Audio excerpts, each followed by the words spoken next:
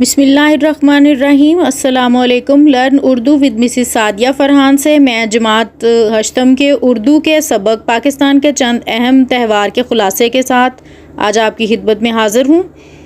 ख़ुलासा लिखने के क्या तरीके हैं, किन किन नुकात को मद्देनज़र रखते हुए आप ख़ुलासा लिख सकते हैं, वो आप एक वीडियो में देख चुके हैं। आज मैं यहाँ पे पाकिस्तान के अहम त्यौहार का बाकायदा जो है वो पूरे सबक का ख़ुलासा बयान कर रही हूँ। तो आइए शुरू करते हैं इस सबक का ख़ुलासा। कौम के ख़ास दिन जिनका ताल्लुक़ उनके मजहबी या कौमी दिन से होता है, खुशी और गमी के साथ इसका ताल्लुक़ हो, त्यौहार कहलाते हैं। हर कौम के अपने त्यौहार होते हैं और हर कौम उन्हें अपने तरीके से मनाती है। इनमें से कुछ त्यौहार मजहबी नोयत के होते हैं। मिसाल के तौर पर मुसलमानों के मजहबी त्यौहार ईद उल फित्र, ईद उल ज़ुहा और ईद मिलादुन नबी सल्लल्लाहु अलैहि वसल्लम हैं। हम मजहबी त्यौहार सारे जो हैं वो अक़ीदत व एहतराम से मनाते हैं। इसी तरह ईसाई ईस्टर और क्रिसमस जैसे त्यौहार मनाते हैं। इसी तरह दूसरी कौमों और ममालिक की तारीख़ में भी उनके कुछ ख़ास दिन हैं जो वो अपने मुल्की और कौमी रस्म व रवाज के मुताबिक मनाते हैं। मिसाल के तौर पर हम यहाँ पाकिस्तान के कौमी त्यौहारों का ज़िक्र करें तो यौम आज़ादी, यौम तकबीर, यौम कायद आज़म, यौम इकबाल वगैरह हैं। इन दिनों को मनाने का मकसद ये है कि हम अपने माजी से जो है वो अपना रिश्ता जोड़ कर रखें और माजी के वाक़यात की याद को भी ताज़ा रखें। पाकिस्तानी तहज़ीब को बनाने और निखारने में इस्लामी त्यौहारों और रिवायात का बड़ा अहम किरदार है।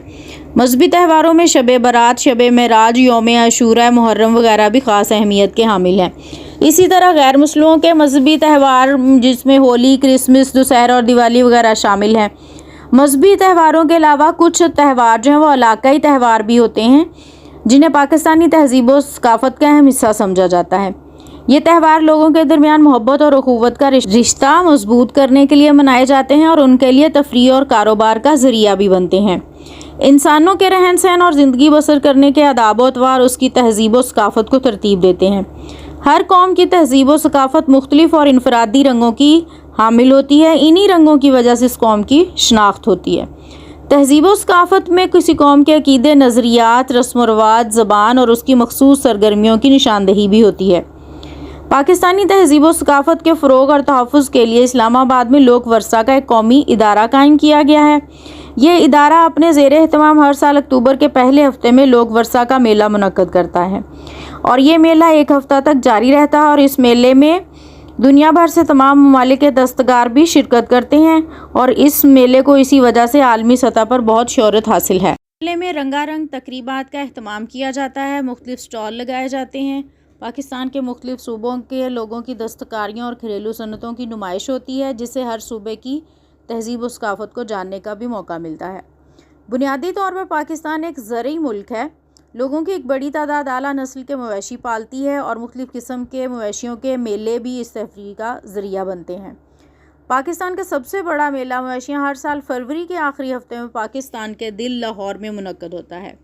इस मेले में पाकिस्तान के तमाम इलाकों से लोग आला नस्ल के अपने जानवर नुमाइश के लिए लाते हैं। दुनिया के मुख्तलिफ ममालिक से भी लोग इस मेले में शिरकत करते हैं जिससे इस मेले की मकबूलियत का अंदाज़ा लगाया जा सकता है। मेले में बैलों की दौड़, घुड़सवारी, नेज़ाबाजी और ऊँटों के रक़्स के अलावा पोलो मैच, जिम्नास्टिक के मुज़ाहरे और दीगर सकाफ़ती सरगर्मियों का इजहार भी किया जाता है। रात के वक्त आतिशबाजी का खूबसूरत मुज़ाहरा इस मेले को चार चांद लगा देता है। मेले में फ़ौजी परेड और मुख्तलिफ इलाकों के रक़्स भी पेश किए जाते हैं जिसको लोग दिलचस्पी और शौक़ से देखते हैं। पाकिस्तान के शुमाली इलाका जात को सयाहों की जन्नत कहा जाता है। सिंदूर का खूबसूरत और दिलरुबा इलाका भी यहाँ शामिल है। गिलगित और चित्राल के दरमियान सिंदूर का दर्रा, कुराकरम, हिंदुकुश और पामीर के पहाड़ी सिलसिलों का संगम है। इस दर्रे में पिछले 800 साल से पोलो एक रिवायती खेल के तौर पर जाना जाता है और ये हर साल 7 से 9 जुलाई के दरमियान मुनक्कद होता है और गिलगित और चित्राल की रिवायती हरीफ टीमों के माबैन ये पोलो मैच जो है वो हर साल फिर मुनक्कद होता है। सिंदूर समुंदर की सतह से 3738 मीटर की बुलंदी पर वाक़ है, इसलिए इसे दुनिया का बुलंद तरीन पोलो ग्राउंड भी करार दिया गया है। इस मैच को देखने के लिए पूरे मुल्क समेत पूरी दुनिया के मुख्तलिफ इलाकों के सयाह भी पूरे ज़ौक़ व शौक़ के साथ मैच देखने आते हैं। اس میلے میں پولو میچ کے علاوہ کوہ پیمائی، قریبی ندیوں اور دریاؤں میں مچھلی کا شکار کرنا اور گھڑ سواری کے مقابلے وغیرہ بھی شامل ہیں۔ پوشاکوں، شالوں اور کپڑوں وغیرہ پر کڑھائی کا نفیس اور نازک کام بھی اس علاقے کے لوگوں کے ذوق جمال اور ان کی محنت اور جفاکشی کو ظاہر کرتا ہے۔ اس کے علاوہ شمالی علاقہ جات کی موسیقی اور ان کے جو مخصوص رقص ہیں وہ اس میلے کی دلچسپی کو اور زیادہ بڑھاتے ہیں۔ سبی درہ بولان کے دھانے پر آباد ایک قدیم شہر ہے۔ یہ شہر کوئٹہ سے 3 گھنٹے کی مسافت پر واقع ہے۔ یہاں ہر سال 15 فروری کو ایک شاندار ثقافتی میلہ منعقد ہوتا ہے جو اپنی مقبولیت کے باعث نمایاں مقام رکھتا ہے، اور اس میلے کی روایت بھی 1 صدی سے زیادہ عرصے پر محیط ہے۔ پورے پاکستان کے شائقین اکٹھے ہو کر اعلیٰ نسل کے جانوروں کی نمائش اور مختلف ثقافتی پروگرام اس میلے کی رونق اور دلکشی کو بڑھاتے ہیں۔ میلے میں قبائلی ملبوسات اور دستکاریاں اور مخصوص علاقائی رقص اور ناچ وغیرہ بھی پیش کیے جاتے ہیں۔ ان علاقوں میں بزرگان دین اور صوفیہ کرام کے مزاروں پر سالانہ عرسوں کا انعقاد کیا جاتا ہے، جس میں دور اور نزدیک سے لوگ بڑی تعداد میں شرکت کرتے ہیں۔ علاقائی اور قومی تہواروں کے علاوہ بھی میلے اور تہوار منعقد ہوتے ہیں۔ ان میلوں اور تہواروں میں لوگوں کو ایک دوسرے کے قریب آنے کا موقع میسر ہوتا ہے اور وہ ایک دوسرے کے طور طریقوں، رسم و رواج سے بھی واقف ہوتے ہیں۔ یہ تھا پاکستان کے چند اہم تہوار سبق کا خلاصہ۔ اگلے سبق کے خلاصے کے ساتھ دوبارہ حاضر ہوں گی، تب تک کے لیے اللہ حافظ۔